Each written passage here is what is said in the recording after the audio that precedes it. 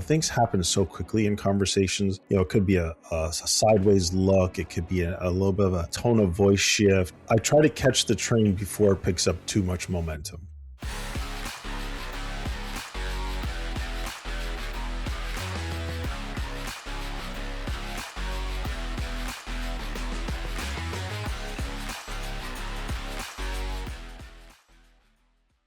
Why is it that the conversations that matter the most are the ones we handle the worst? And what would change in your life? What change in your life if you could stay calm and actually be heard? Little research insight. Studies in relationship psychology, like those from the Gottman Institute, which is amazing. The Gottman Institute, if you want to read any stuff about relationships, they are very good. Show that 69% of conflicts in relationships are ongoing issues, meaning resolution isn't without winning. It's about managing conversations well. The way you communicate matters more than the outcome. So today on the Dad Central Show, we're going to be talking about how to have hard conversations without blowing up or shutting down. So as we get into everything today, and it's another interesting conversation, just want to say that you are watching or listening to Dad Central, a parenting podcast to reduce stress and build confidence in fatherhood. Our show is sponsored by Dove Men Plus Care. Dove Men Plus Care believes care is the best of a man because when men care for themselves and others, there is a positive impact. Drew, another interesting topic, but I think you want to share a little feedback before we get into it today. Yeah, thanks, Ed. Obviously, a very important conversation, one that I'm looking forward to, both to learn but also share. Yeah, I wanted to talk about our father leader community. So Dad Mentor, it's been around a couple of years, and it's where fathers come to grow, connect, and really improve themselves in terms of their fatherhood. But it's a safe space where you can connect and hear stories from other dads and share your challenges, but also get insights and tips and ways to move forward in positive, healthy ways. All things that we're trying to do with some of the resources that are available. But I thought this was, this is a member who's jumped into our new father leader community, and he unfortunately is struggling financially. But so he's came in, used the 30-day window to test it out, and here's what he said: "I've been inspired a lot. Right now I just can't manage it financially, but the free month was awesome, and I'm now listening to the podcast as well. Thank you guys so much." To me, it sounds like we're doing something right. And while we know that there are limited resources available for Dad, and we've tried to make the membership community very reasonably affordable, the reality is it's not always possible, but people are getting value no matter what. So I just thought it'd be good to share. Whoever's Fantastic. Connecting with us, they're benefiting. Well, we appreciate that he's going to still stay in contact with us at some level, and we're always here for that person. So thank you so much for kicking it off like that, which leads me to this. We'd like to answer your questions about fatherhood during our show. So please email your questions to podcast@dadcentral.ca. All right, we're going to cover 3 areas today. We're going to talk about the 3-part framework. We're also going to talk about common pitfalls to avoid. Before that, real life application, then common pitfalls to avoid. So I'm sounding like I'm pitfalls trying to get words out today, but we're going to get through it. So let's talk first about the 3-part framework, if you wish.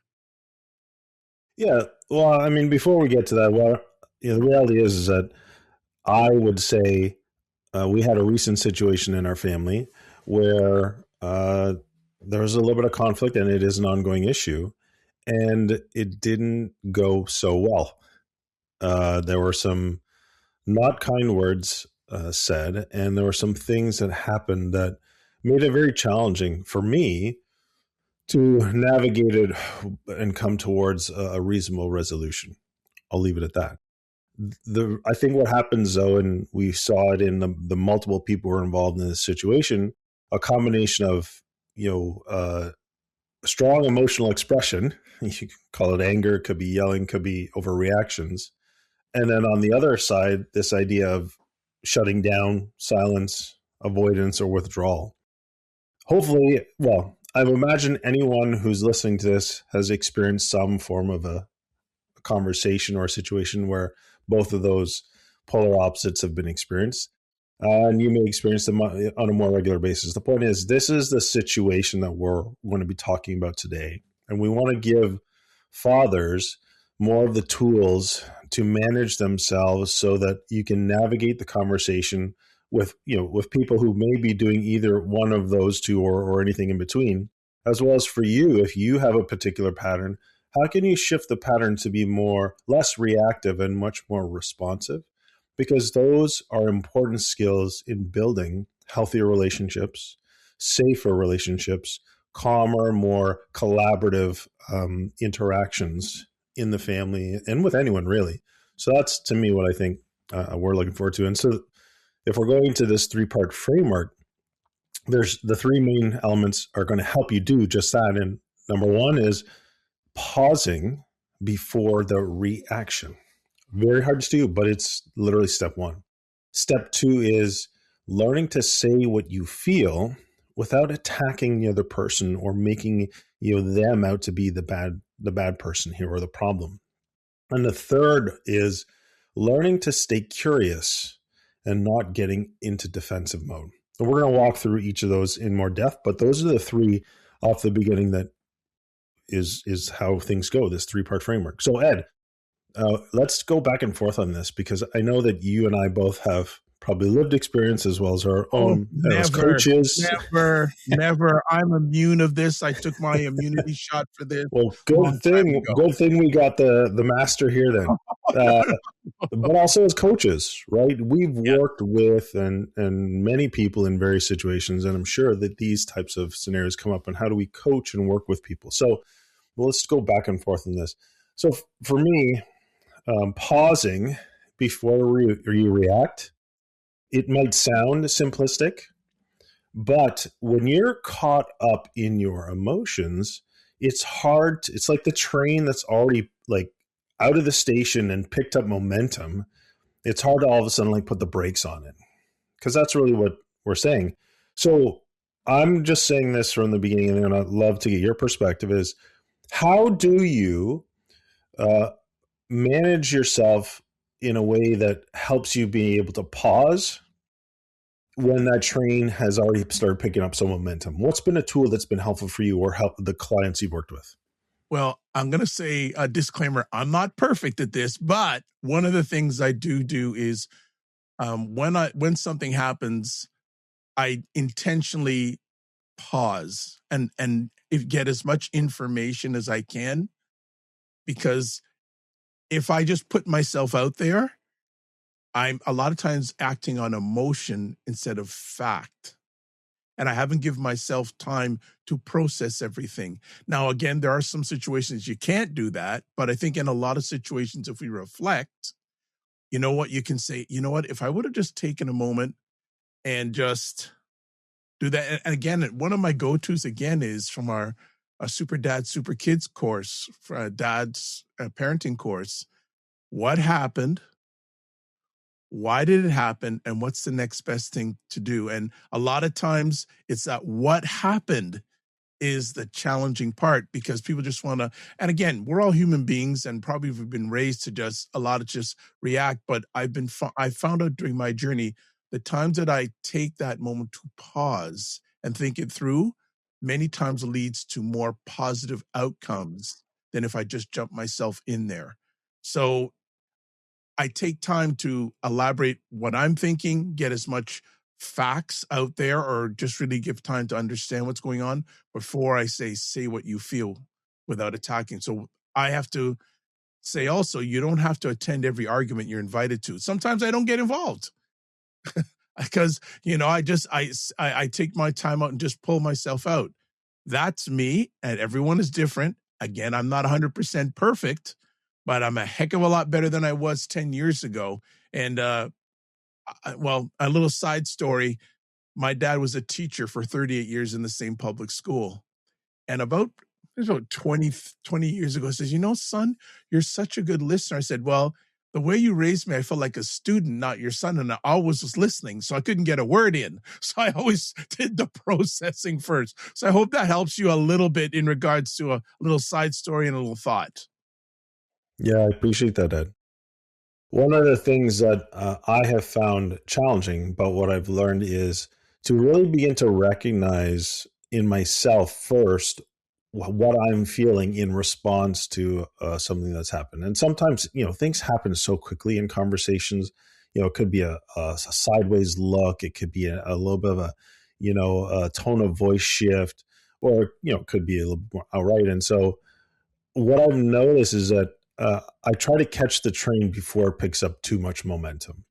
And that's for me recognizing when I'm starting to feel amped up or something inside. That's my cue. Okay, Drew, you've got to pause here now, even though you might still be listening and the other person's still going, because you have now reacted internally. And so you gotta start. And so I focus on breathing as one of the ways to break me out of the kind of the trigger or reaction cycle. So breathing, you can do that without anybody noticing, right? Just start taking calmer, deeper breaths, and then there's this idea when somebody says something and you don't have the ability to respond right away, or you feel like you want to respond right away, but they're not done. There's this moment there's like this toggle switch, like you're talking and then you're listening, and you toggle between the two. But usually what happens is if you're listening and somebody says something that causes you to react, your toggle switch is like, oh, I want to talk, I want to talk, I want to talk.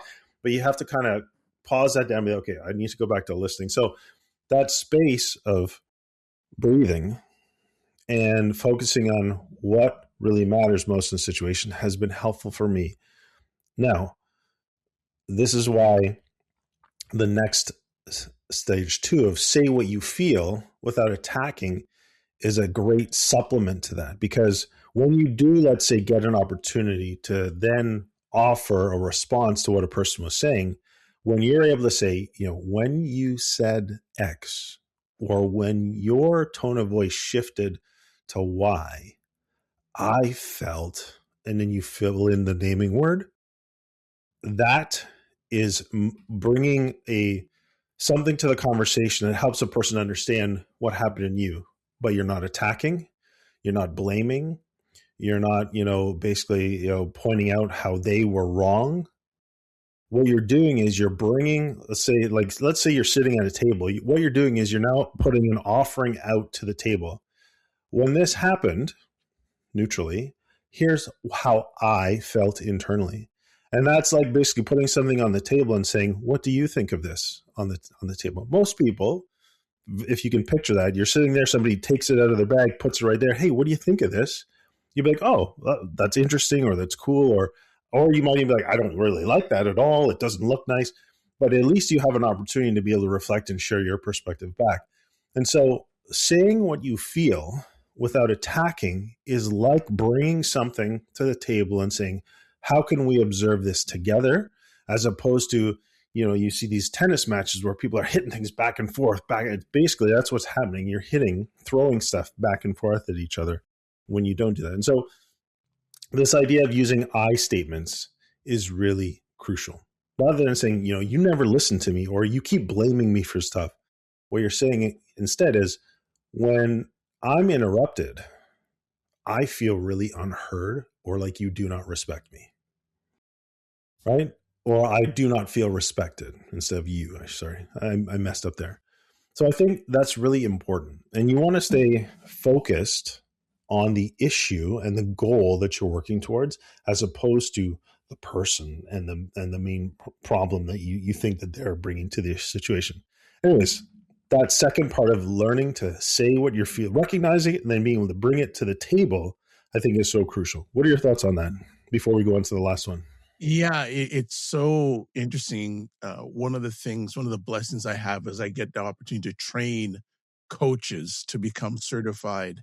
And we were talking about feedback this week, how coaches give and receive feedback. And one of the things I shared with them is, when you're providing feedback, you want to stay focused on the the behavior. You stay focused on the issue, not the person. Sorry. So this came up this week in my training with the students, is that, and a lot of times again, we're so used in our personal conversations to attack the person, instead of focusing on the issue, the behavior, not the person. Again, and this is stuff, folks, a lot of us always have to work on, right? So don't feel that, hey, Drew and I are at the top of the mountain. We're climbing the mountain with you when it comes on this. But the behavior, focus on the behavior or the issue, not the person. And that I statement, express that I statement. What is that? What is it doing to you? I feel, dot, dot, dot.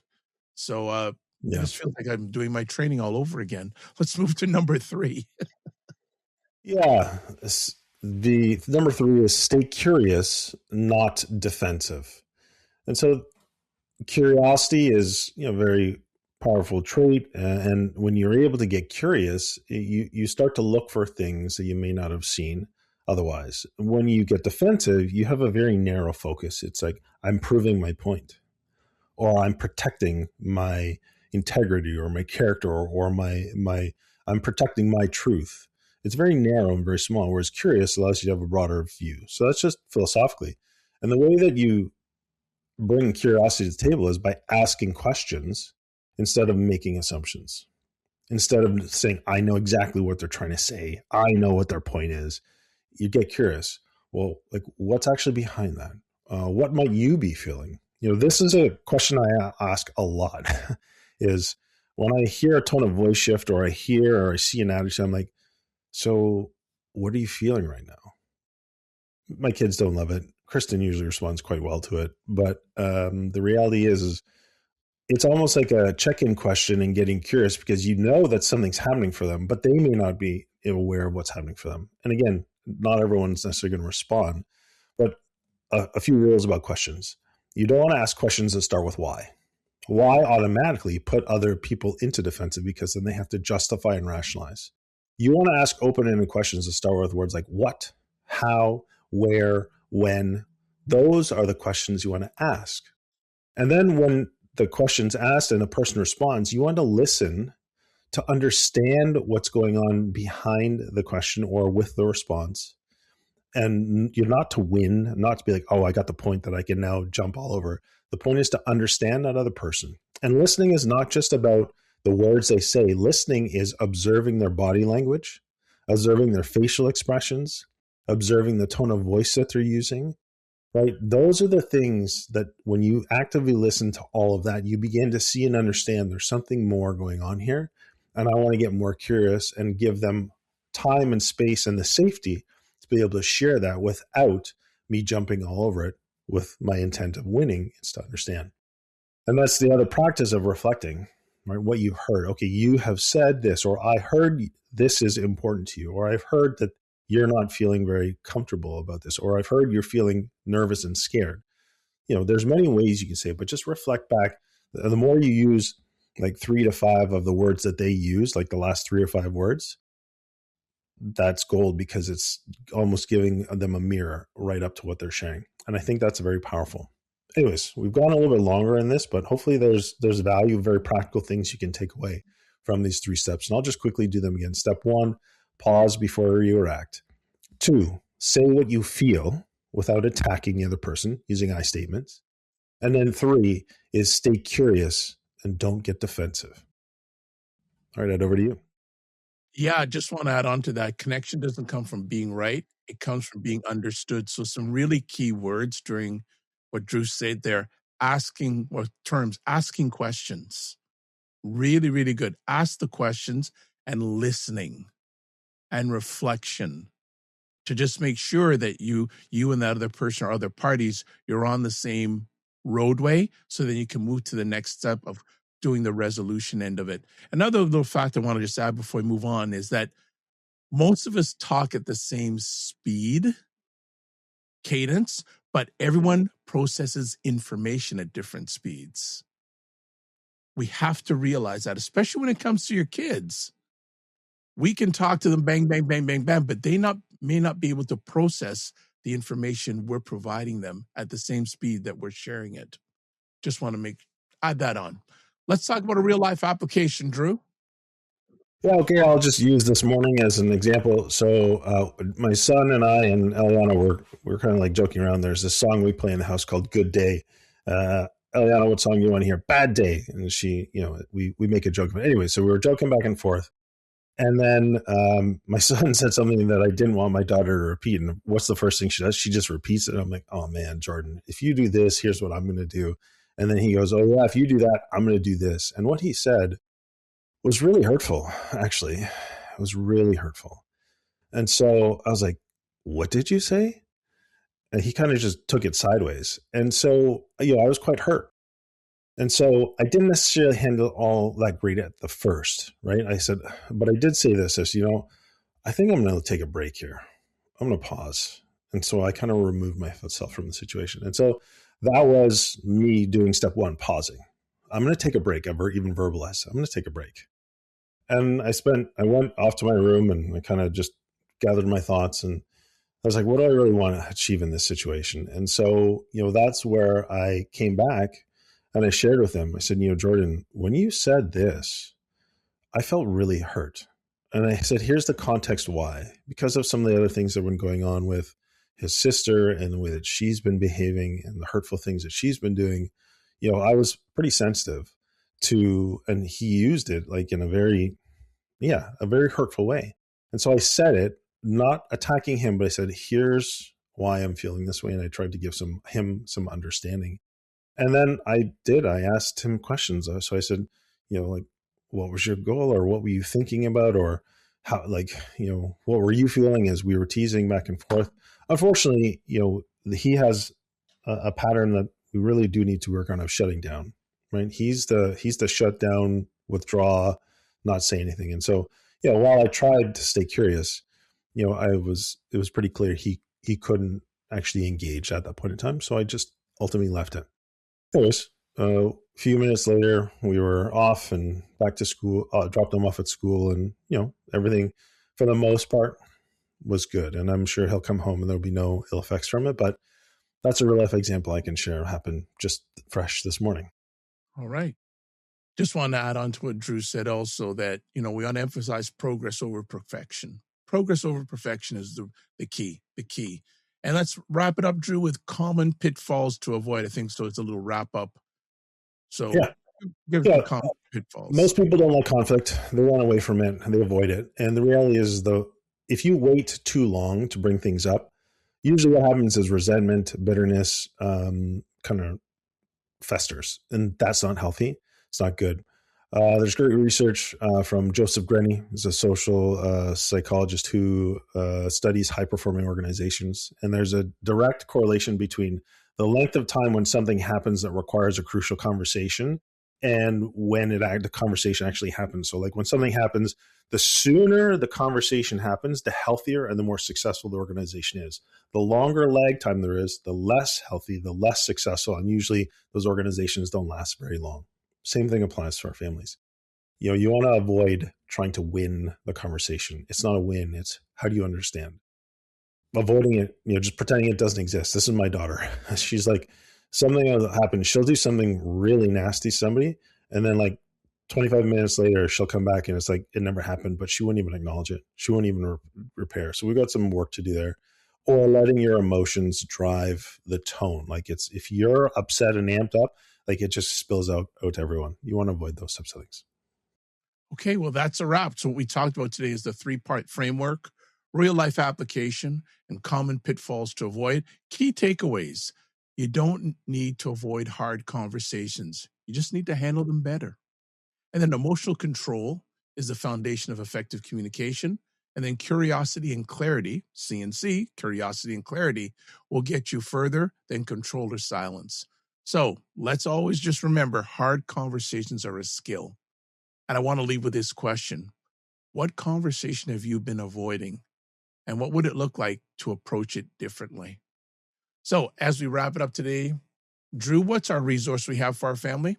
Well, I believe as this podcast goes live, the Connected Dad course is going to be live. The Connected Dad course is something that I've created, built off of the years of working with Dad Central, the years of working with dads, and the years of doing my own work. John Maxwell's foundational. And so this course is extremely powerful in supporting fathers in growing and becoming much more calm, connected, and confident. So you want to become more effective as a communicator. Guess what? Stage 3 in this 5-stage course is all about connection. So anyways, more to come on that, but check out the Connect Dad course. It's a great resource. Great. That's fantastic. So I want to say, as always, thank you for taking the most valuable thing, your time, to hang out with us today. And as always, don't just manage your time, manage your energy. Remember to give yourself grace, and we'll see you soon. Be well and keep the faith.